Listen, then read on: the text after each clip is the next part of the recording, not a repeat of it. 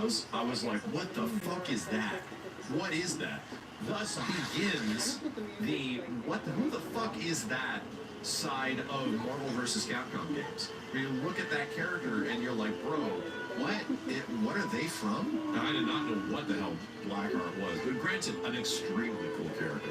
Back to Dana, this part, sort of sitting around in a room with an arcane fax machine, emailing back, well, barely emailing, sending notes back and forth about who the team could be was always one of the most interesting parts. I still remember when we were talking about Marvel superheroes, they asked for Shuma Gorath. It's always interesting because everybody's familiar with the Marvel mainstays, but when you're in a meeting and somebody is there and on their list of first asks has Shuma Gorath, it's kind of a surprise. Even our team, who was made up of some pretty hardcore geeks, I think half of them looked at each other like, who?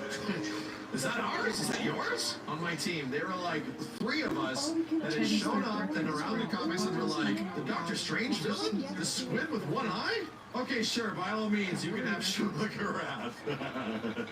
Yeah, by all means, you take that shit. Takashi Tezuka. Unfortunately, Marvel Comics had very little visibility and awareness in Japan at the time. So I remember when we were trying to select characters for inclusion in the game, we wanted characters that Japanese gamers could easily identify with. The squid. Wow. Dana was like, what's interesting, in some cases, we had other existing deals, especially Spider-Man. Spider-Man had video games long before X-Men. So there were deals we needed to sort of navigate around. Even when they had branched out to do Marvel superheroes, we needed to make sure the characters were not only balanced from a performance and play point of view, but from an intellectual property point of view. We didn't want the cast to be 3/4 Spider-Man characters. Gameplay was also an issue, right? Because there was plenty of parent groups that were at the point kind of hot about violence in games, and so that was something we had to really consider. And the reason I had to be involved because I was the one person on our side to say, well, we had the business of Cloud to say, no, you can't do that. But the Capcom was always pretty compliant.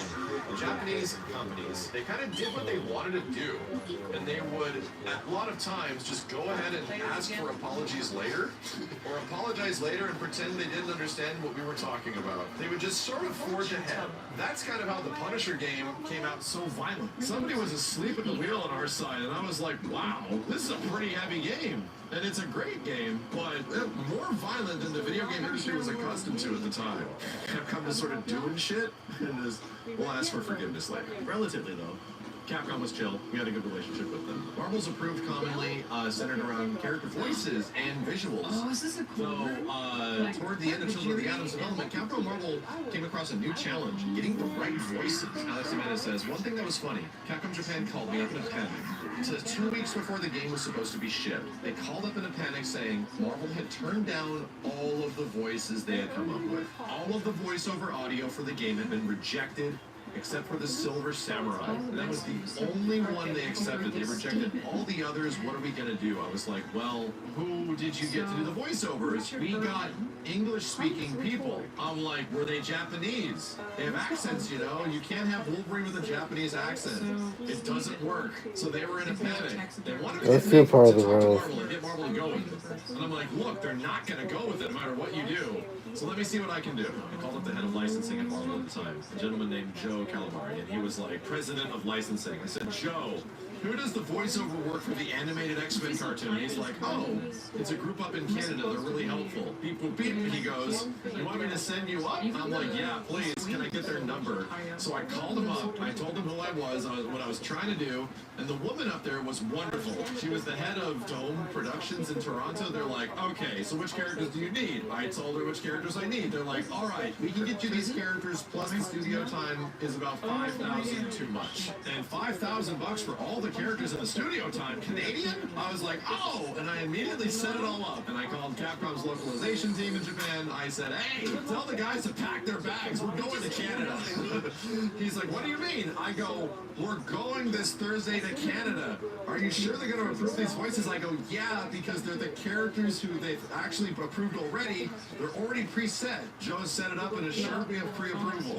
We're going to Canada for $5,000. We got the whole thing. They were delighted. We got got to work with the actual X-Men. We actually used that as one of the sale points for what we were using. We were connecting it directly to the animated series. We were using the actors from the animated series. So Dana says, I do remember that situation. I don't remember it quite being that big of a time crunch, but yeah, they submitted, and what they wound up happening is the first game was very much a lovely trial by fire, where all these creative people, both on our sides and their side, were used to working in their own very special and unique ways. And suddenly working together, trying to get a game done, you know, their team, maybe they had 3 or 4 people that spoke English. We didn't speak any Japanese, so we literally, with the first release, we're trying to pioneer the way we were going to hopefully do more in the future. And you remember the voices coming in, and that being basically the path of least resistance was for them to just essentially